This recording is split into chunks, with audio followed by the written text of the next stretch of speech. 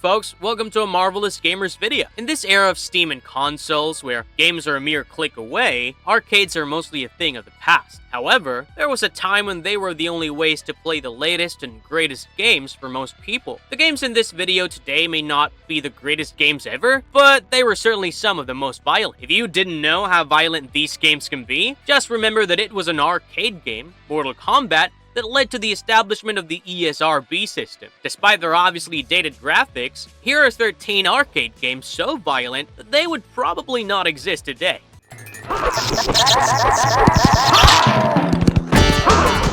Time Killers, 1992. Developed by a studio called Incredible Technologies, Time Killers was a 2D arcade fighting game that looked to ride high on the success generated by the first Mortal Kombat that had come out just a few months earlier. Even though I never truly got my hands on it, considering just how fast it was banned in the arcade I went to as a kid, I remember hearing rumors about this ultra gore-filled fighting game that made Mortal Kombat look tame in comparison. As an adult, looking back, I realized this was only half the truth. While it was true that Time Killers featured some super violent gameplay, it completely lacked the refinement, quality, and depth that made Mortal Kombat one of the most iconic video games of all time. While the game did pioneer weapon-based fighting games, which would be perfected later on by titles like Samurai Showdown and Soul Calibur, this game itself was mediocre at best. Players could pick from 8 warriors who had been gathered from across time to engage in combat against one another until they faced death itself as the final boss, defeating whom they would win the ultimate prize of immortality. So you could actually hack off the limbs of your opponent during the fight, forcing them to fight with their legs only. There were also special death moves that could instantly dismember and decapitate your opponents, ending the round immediately. Unlike Mortal Kombat's fatalities, these moves could be performed any time during match. The game was eventually ported to the Sega Genesis 4 years after the arcade launch, despite facing delays and cancellations. Considering the gratuitous violence on display, which was not really backed up by sound gameplay and lore, this game would probably not see the light of day today.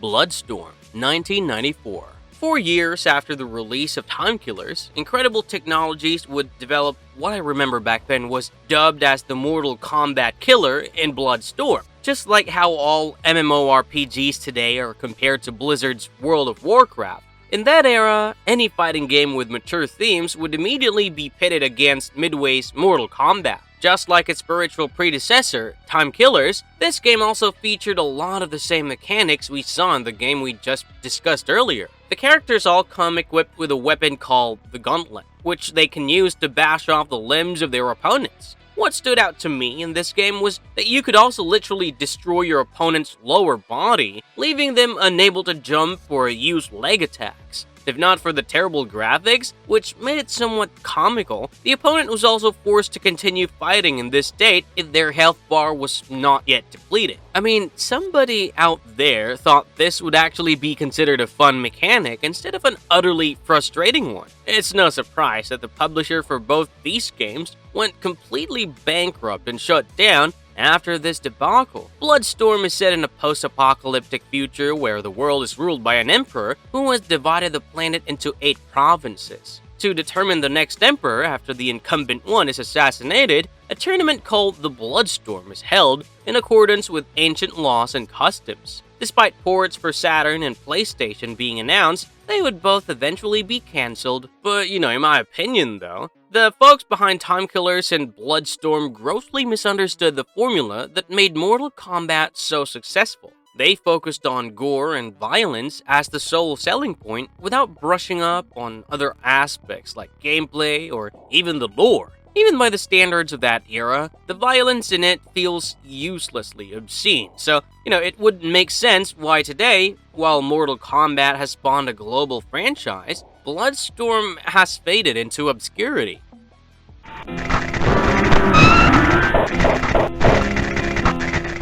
Chiller, 1986. Having just spoken about obscene violence, here's one game that fully embodies it to the point where you cannot even justify it. I'm just glad that I spared my eyeballs as a kid by not playing this absolute nightmare fest of a game. Chiller is a light gun arcade game released in 1986 by Exidy. Light gun games involve pointing a device at the screen and pressing the controller to perform certain actions. Early 90s kids would probably remember the Duck Hunt games. Only in Chiller, you were really not hunting ducks. In this game, you were torturing bound characters in cold blood. Yep, you heard that right. The opponents in this game offered little in the way of resistance or challenge. Your sole aim as a player was to see who could kill their victim the fastest and in the most horrific manner possible. You might think, oh, I'll just shoot the victim and get it over with. But no, the developers left no room for such mercy. Shooting a victim basically just blows chunks of flesh from them, leaving them agonizingly alive. You're forced to torture these people through at least the first 2 levels before it turns into a generic shooter where you kill paranormal creatures like ghosts and zombies. The game instantly tanked on release, which was not a surprise considering its repulsive content, which led most arcade owners to refuse to buy it. The game has no redeeming qualities, with it encouraging players to torture seemingly innocent victims instead of actual rewarding gameplay. I think we can all agree that this game would not exist in any shape or form today. Wake up! The revolution has begun! Revolution X, 1994. After talking about 2 games that I never really got to touch, let's move on to something I had a blast playing back in the day, Revolution X. The early 90s were a turbulent time socially, with government and groups pushing for censorship of media and music that they considered harmful for the youth. This is reflected in Midway's Revolution X, which was an arcade rail shooter that equipped the player with a machine gun with unlimited ammo and a license to kill. The sweet part is you're blasting through your enemies, not just to save the world, but also to rescue the legendary rock band Aerosmith. The game is set in an alternate timeline where a group called the New Order Nation, aka Non, has taken over the world and declare war on youth culture. All forms of music, magazines, television, and video games have been banned. However, when they capture Aerosmith, as you watch him live, you begin your quest to finally end their reign of terror. Revolution X will have you shooting your way through 3 stages, which can be played in any order, with the players finally advancing to Wembley Stadium for the ultimate showdown. If you succeed, not only do you save the planet, but also get to party with Aerosmith in the end. While the arcade version of the game was a blast, its ports were abysmal and poorly received. While nowhere as violent as something like Chiller, its emphasis on putting a machine gun into the hands of children in a game rife with death and a band synonymous with sex, drugs, and rock and roll might have found itself hard to exist in today's climate.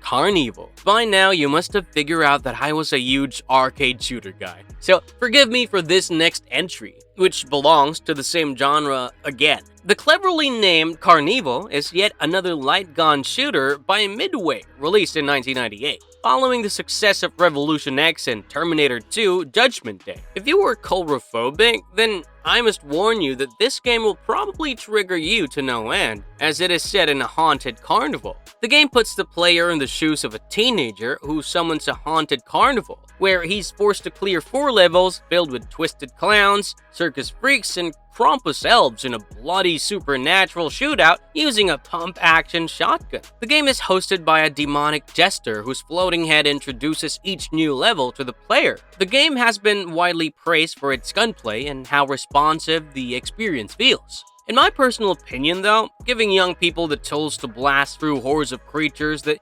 many grow up fearing is a great way for them to overcome their fears. However, due to the protagonist's age, even if all we see is an arm, along with the grotesque designs of the creature and the unapologetic violence on display, this game would probably not make it into most arcades in this day and age.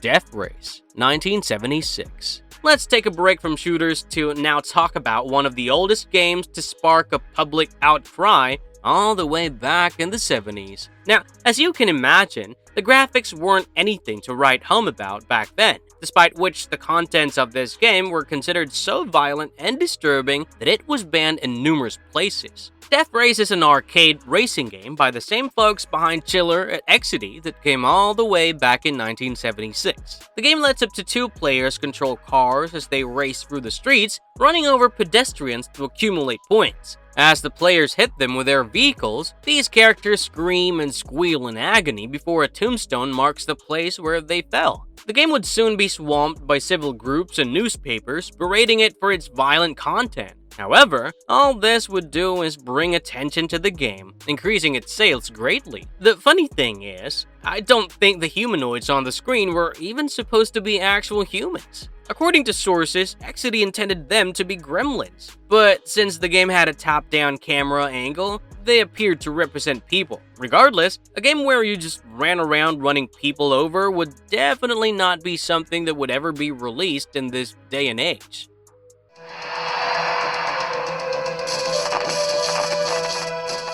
Area 51, 1995.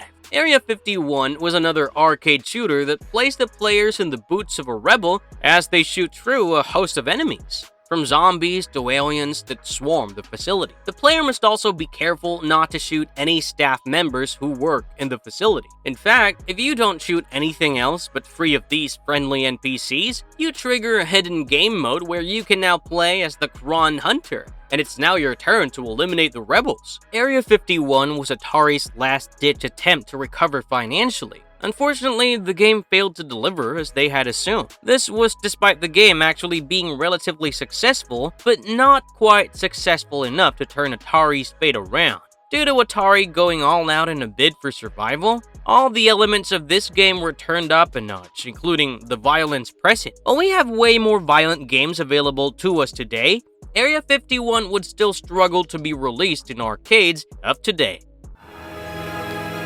The House of the Dead. The House of the Dead, 1997. Arguably one of the most influential video games of all time, which pioneered the zombie shooter genre alongside Resident Evil, The House of the Dead has been lighting up arcades for decades since its release in 1997. Developed by Sega AM1, the game's influence extended to even Hollywood, where it rejuvenated interest in zombie films as well. I remember getting blown away by the sheer scale of this game back when it came out. First of all, it had a fully fledged storyline involving a deranged biochemist who engages in inhumane experiments to satiate his curiosity regarding life and death. Our protagonists are drawn to his house of horror when one of their fiancés sends out a distress call from within the horrific manor. Within the House of the Dead, they find all manner of mutants and grotesque horrors who seek to destroy the world of the living. We are tasked with defeating these monstrosities one by one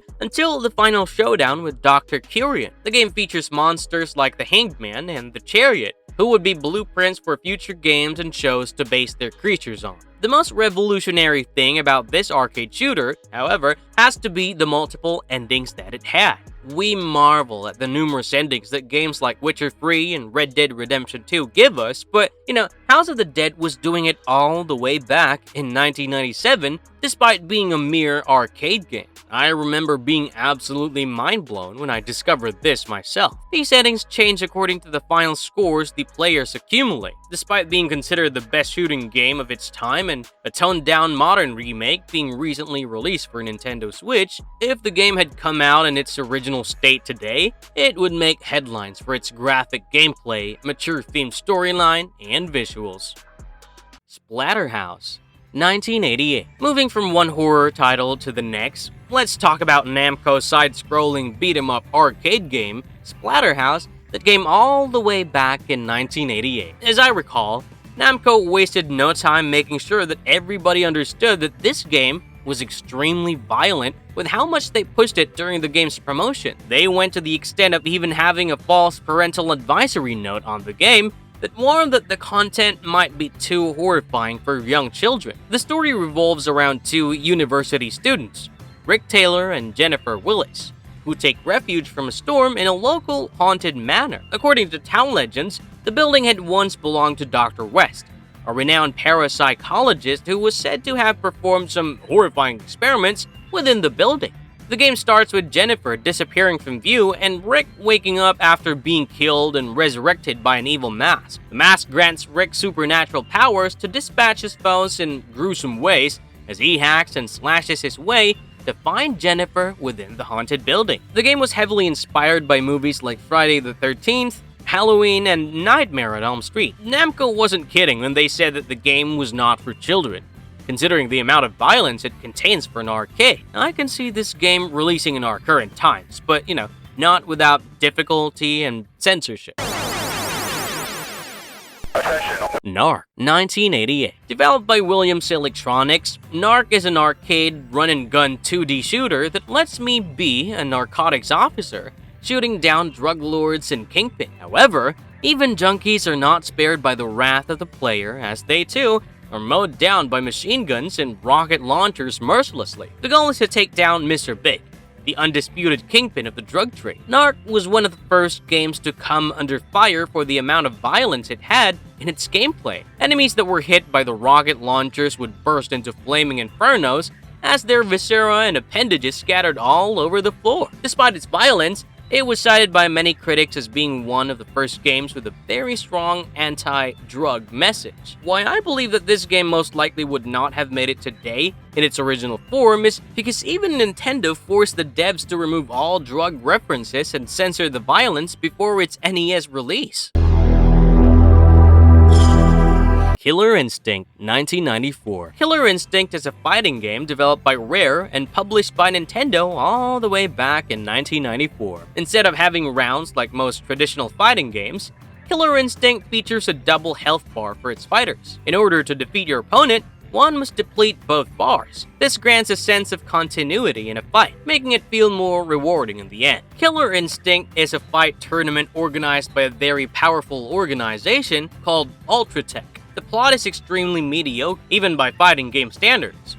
It's got a weird reason for hosting the tournaments that has something to do with interdimensional bridges and monsters. Outside of this, the game plays like any other fighting game. The brutality in the combat was considered especially intense by the standards of that time, with lots of gore and blood involved. The players could also perform finishing moves to end their opponents in spectacularly violent ways. Outside of Mortal Kombat, there are next to no ultra-violent video games that dominate the FGC these days, so it's highly unlikely for something like Killer Instinct, with its brutal combat and violence, to find a place in today's market. Terminator 2, Judgment Day, 1991. Even if you're not a 90s kid like me, the name Terminator 2 Judgment Day is most likely familiar to you. It's arguably one of the greatest sci-fi films ever made, and certainly the best movie in the Terminator franchise. Alongside the film, an arcade game was developed featuring most of the actors who reprised their role. The game puts you in the shoes of the T-800